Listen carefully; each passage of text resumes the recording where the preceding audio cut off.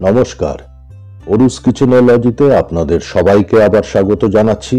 আমার আজকের মেনু তিলের লাড্ডু বা তিলের নাড়ু। এটা আমরা সবাই খুব পছন্দ করি। আপনারা ভিডিও দেখুন, আমি বোঝাবার চেষ্টা করছি যে আমি কিভাবে করলাম।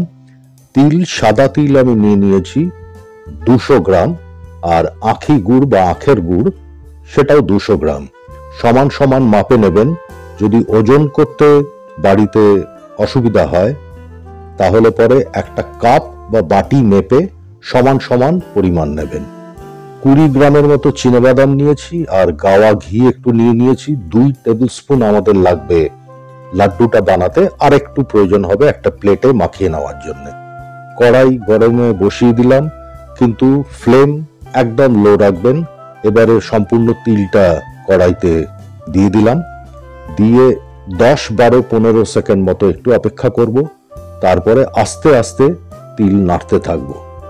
ফ্লেম কখনোই বাড়াবেন না, আর একটু ধৈর্য ধরে এটা একটু স্টার করবেন, নাড়বেন। দেখবেন আস্তে আস্তে তিলের রংটা গাঢ় হচ্ছে। এই যে আমরা ব্রয়েল করছি বা টোস্ট করছি, এটার বেশ কিছু বৈজ্ঞানিক বিজ্ঞানসম্মত কিছু কারণ আছে। তিলের ভেতরে যে তেলটা থাকে সেটা শুকিয়ে যাবে এবং তিলটা মুচমুচে হবে। ভেজে নেওয়া তিলের সুগন্ধ অনেক গুণ বেশি হবে। শুকনো তিল হজমও হয় তাড়াতাড়ি, আর এই শুকনোভাবে ভেজে নেওয়া তিলের যে কোনো প্রিপারেশন আপনি অনেক দিন অবধি, অন্তত 1 মাস রেফ্রিজারেটরে নিঃসংকোচে স্টোর করতে পারেন, কোনো অসুবিধা নেই। তিল এইভাবে আস্তে আস্তে নাড়বেন 5-6 মিনিট সময় ধরে, যেটা বলছিলাম। দেখবেন তিলের রংটা ডিপ হয়ে যাবে এবং কিছু তিল পটপট করে আওয়াজ করে একটু লাফাবে। তার কারণটা হচ্ছে যেটুকু হিট তিল নিয়ে নিয়েছে তাতে ভেতরের যে তেলটা সেটা শুকোতে থাকবে এবং তিলের দানাগুলো, বীজগুলো হালকা হয়ে ওপরের দিকে উঠে যাওয়ার চেষ্টা করবে। তখন বুঝবেন যে তিলের যে আমরা টোস্টিংটা করছি এটা কমপ্লিট হয়ে গেছে। তিল একটা প্লেটে সরিয়ে রেখে দিন ঠান্ডা হওয়ার জন্য।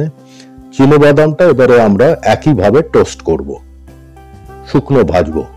খোসা ছাড়াবেন না, এটা আমার রিকোয়েস্ট থাকলো, কারণ বাদামের খোসায় প্রচুর পরিমাণে protein, dietary fibre, antioxidants, potassium, সমস্ত জিনিসগুলো খুব উপকারী। এটা ফেলে দেবেন না। খোসা অবস্থায় ভাজবেন। খানিকক্ষণ নাড়ার পরে দেখতে পাবেন যে খোসাগুলো ধীরে ধীরে বাদামের থেকে একটু আলগা হয়ে যাচ্ছে, খুলে খুলে যাচ্ছে। তখন গ্যাস অফ করে দিন, একটা বাটিতে নিয়ে নিন। এই দেখুন খোসা অনেকগুলো বাদামেরই খুলে খুলে গেছে, তার মানে প্রপারলি এটা কিন্তু ভাজা হয়ে গেছে।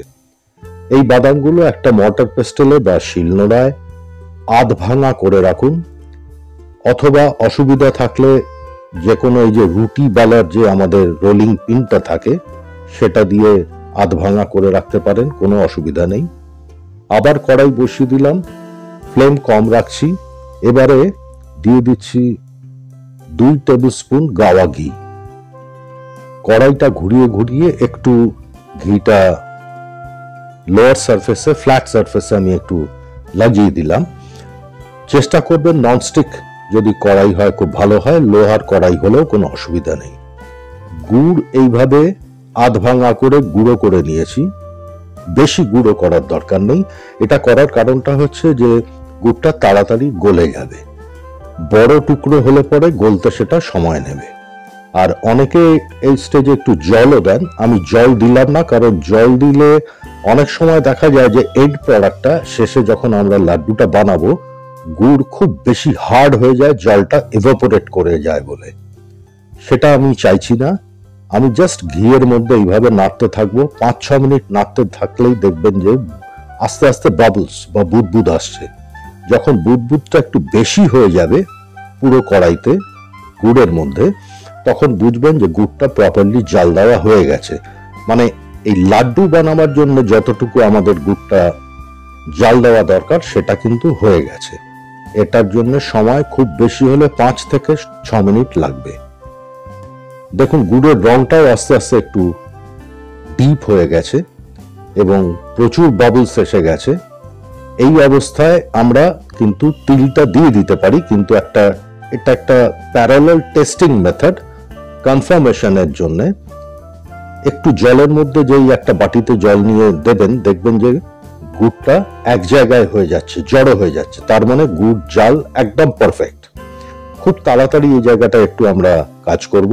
একটু এলাচের গুঁড়ো হাফ চামচ মতো, হাফ টিস্পুন মতো আমি দিয়ে দিলাম। এলাচের দানাগুলো একটু ভেঙে দিয়ে দিতে পারেন, বা এলাচের গুঁড়োর পাউডার রেডিমেড পাওয়া যায়। এবারে সাথে সাথে সম্পূর্ণ যে টোস্টেড বা ব্রয়েল করা যে তিল, সেটা পুরোটা দিয়ে দিলাম। খুব তাড়াতাড়ি এটা মেশাতে হবে, বেশিক্ষণ অপেক্ষা করা যাবে না। সাথে সাথে দিয়ে দিতে হবে আধ ভাঙা যে বাদাম, সেটা আমরা দিয়ে দেবো। এবারে গ্যাস অফ। গ্যাস এরপরে জ্বালিয়ে রাখলে কিন্তু গুড় খুব শক্ত হয়ে যাবে, তখন কিন্তু লাড্ডু বা নাড়ু বানাতে ভীষণ অসুবিধা হবে। এবারে গ্যাস অফ করে দিয়ে এগুলো মিশিয়ে দিচ্ছি। এবারে একটা বড় টেবিল স্পুন দিয়ে এইখান থেকে, এই কড়াই থেকে গরম তিল 1 টেবিল স্পুন যতটা পোর্শন হয় নিয়ে নিতে হবে। 2 হাতে একটু জল মাখিয়ে নিন, তাহলে কোনো অসুবিধা হবে না, কারণ গুড় এবং তিল দুটোই খুব গরম আছে। একটু জল লাগিয়ে নিলে ঠিক এইভাবে, যেভাবে আমরা গোল কিছু বানাই, ঠিক সেইভাবে 2 হাতে বদলে বদলে, যাতে এক হাতে গরম বেশিক্ষণ না থাকে। আর বারবার জলে হাত দিয়ে নেবেন, এক ফোঁটাও অসুবিধা হবে না।